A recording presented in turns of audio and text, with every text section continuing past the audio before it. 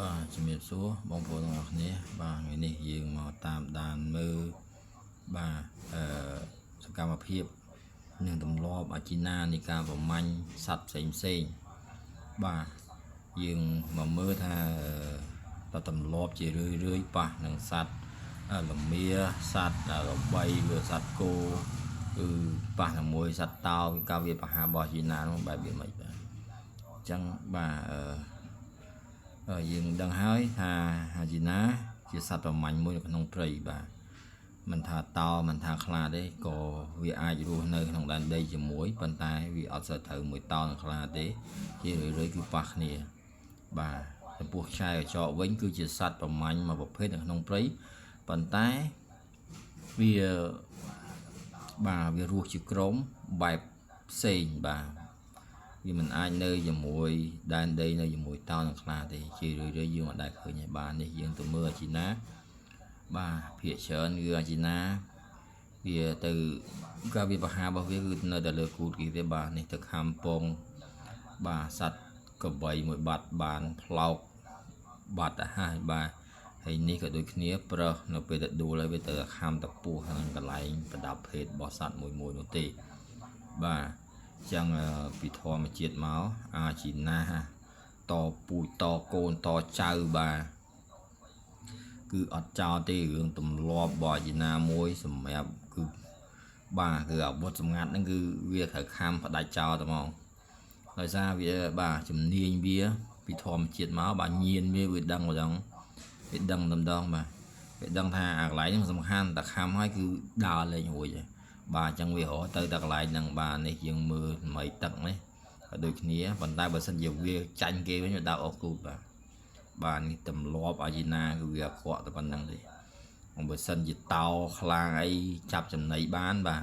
វាទៅរោមមើលរហូតតគេដេញបាទrồiគេដេញហើយគឺវាមិនចង់ទៅទៀតបាទរហូតតោហ្នឹងស៊ីអស់បានវានេះបាទហើយការប៉ះទង្គិចគ្នារវាងតោនិងខ្លាហ្នឹងអាជីណាវាមានទុកភ័យដែរបាទមានរបួសមានស្លាប់បាទមានងាប់ផ្សេងហ្នឹងទៅបាទ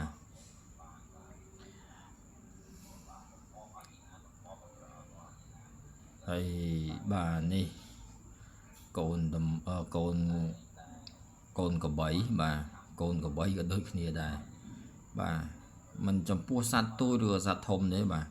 អាជីណាគឺជាទម្លាប់គឺអញ្ចឹងតែម្ដងគឺរកតែពីក្រោយបាទពីក្រោយបាទអត់មានតទល់ពីមុខបានទេបាទទម្លាប់ការវាប្រហាររបស់វាគឺពីក្រោយតែម្ដងបាទអញ្ចឹងវាកើតមកសម្រាប់តែវាប្រហារទេក៏គូតហ្នឹងបាទចឹងមិនមែនថាខ្ញុំលើកឡើងហ្នឹងសំខាន់តែពេកទៅមិនថាខ្ញុំលើកឡើងហ្នឹងជារឿងអាភិបមួយទេបាទសូម្បីតែសត្វក៏មានទម្លាប់ការវាប្រហារបាទការវាប្រហារបែបផែនផ្សេងខុសគ្នាយើងគិតទៅមើលថាបាទសត្វតោសត្វខ្លាការវាប្រហារសត្វតោសត្វខ្លាវារបៀបម៉េចបាទពីកំណើតមកពីធម្មជាតិមកសត្វតោនិងសត្វខ្លាវាមានបាទបែបផែនផ្សេងបាទមានចង្កូមដ៏រឹងមាំបាទមានកញ្ចក់ដៃនិង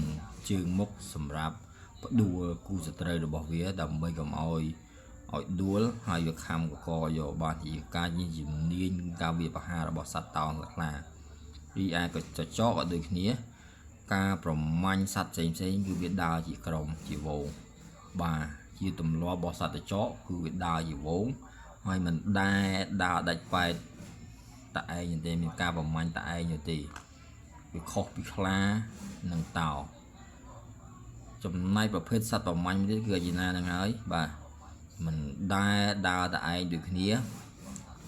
ប៉ុន្តែវាមានការប្រមាញ់ជាវងប៉ុន្តែការប្រមាញ់របស់វាគឺផ្សេងគ្នាបាទលួចរបស់គេបាទគេប្រមាញ់ហើយទៅដើមរបស់គេរឿងទី1រឿងទី2បាទពេលគេប្រមាញ់បានហើយវាទៅចាំនៅពេលដែលគេស៊ីអស់គេស៊ីឆ្អែតបានវាចូលទៅបាទនឹងអាចជាទម្លាប់របស់អាជីណាហើយរឿងផ្សេងទៀតក្នុងការវាប្រហារប៉ះជាមួយតោបាទនេះយើងមើលឃើញរូបភាពមួយនេះដែលបង្ហាញការប៉ះទង្គិចជាមួយតោបាទ តែមានការវិបហាជាមួយតោបាទការខំអាជីណាប្រើតែមាត់និងចង្កូមរបស់វាដែលមានពីធម្មជាតិមកបាទវាអត់មានប្រើជើងមុខផ្ទះមានកញ្ចក់ដៃផ្ទះដូចតោខ្លះទេបាទគឺវាប្រើតែថ្មិញទេវាប្រើតែចង្កូមរបស់វាហ្នឹងបាទប្រកួតជាមួយតោពេលខ្លះហ្នឹងក៏មានការលំបាកក្នុងការវាបហាទៅដល់ជីណាផងដែរដោយសារជីណាវាមានគ្នាច្រើនជាងនៅពេលដែលវាបហានៅពេលវាហាជាមួយជីណាមានគ្នាច្រើនជាងតោក៏វាពិបាកផងដែរពីព្រោះវាលឿនថ្មិញចង្កូមវាលឿនបាទវាមានភាពលះហាជាងតោឆ្ងាយណាស់រឿងចង្កូមមកជីណាប៉ុន្តែនៅពេលដែលដាច់បែកម្ដងអាជីណាគឺมันអាចរួចពីសេចក្តីស្លាប់នោះទេដោយសារតោនិងខ្លាបានខំបាទអូយតោខំខ្លាខំហើយគឺអាពីរហ្នឹងគឺអត់ដែលចេះទុកអាជីណារស់ទេអញ្ចឹងការវាបហាហ្នឹងវាមានទៅវិញទៅមកមាន skill មានជំនាញរបស់វាផ្សេងទៅវិញទៅមកបាទជួនកាលទៅប្រមាញ់ទៅចាប់បានតោកូនតោប្រមាញ់ទៅចាប់បានកូនជីណានេះបាទខំតែពីក្រោយទេប៉ះគ្នាមួយតោខំពីក្រោយទេហើយទម្លាប់អាជីណាមួយទៀតគឺវាមិនដែលរត់ចោលគ្នាទេបាទយើងមើលទាំងអស់គ្នាគឺដែលរត់ចោលគ្នាតោងាកទៅក្រោយបាត់ទៅហើយគូតវានោះបាទយ៉ាងទុកតាមមុខទេចឹងអត់មានអីត្រូវនិយាយទេចំពោះអាជីណា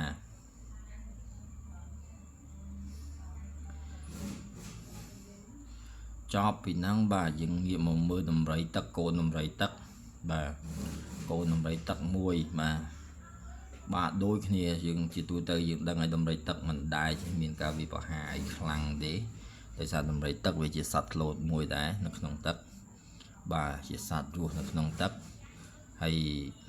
នៅពេលដែលឡើងលើគោកគឺអាជីណាវាជាអ្នកប្រមាញ់បាទអាជីណាមានរហូតដល់3ក្បាលបាទគេឆ្ងល់ចំណងជាងគេឆ្ងល់ថាអាជីណាគេមានហេតុផលអីដែលទៅខំដល់ពីក្រោយហ្នឹងបាទអញ្ចឹង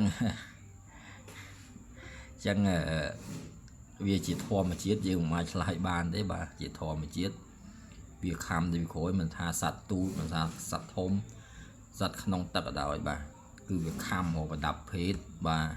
វាខំមកពុះវាខំមកប្រគួតហើយបាទដោយសារញៀនវាដឹងថាអ្វីដែលវាកើតមកការវិបហារបស់វាគឺគូតនឹងម្ដងបាទអញ្ចឹងថ្ងៃនេះបាទខ្ញុំ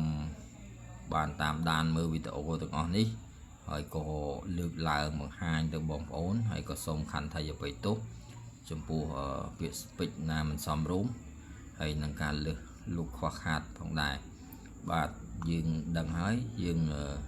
សត្វមួយនៅក្នុងព្រៃនឹងការវាបហាផ្សេងយើងមានភាពខុសគ្នាឆ្ងាយអញ្ចឹងយើងគ្រាន់តែដឹងពីទម្លាប់របស់វាហើយយើងគ្រាន់តែស្គាល់ពីទម្លាប់របស់វាបាទយើងមានការយល់ដឹងបន្ថែមវិជាអត្ថប្រយោជន៍មួយដែរសម្រាប់យើងទៅលើការដែលយើងមើលបាទនឹងការចង់ដឹងបាទនេះបាទអរគុណច្រើនចំពោះបងប្អូនបាទដែលបានគាំទ្រនឹងការមើលវីដេអូរបស់ខ្ញុំបាទខ្ញុំគោរពលាបាទ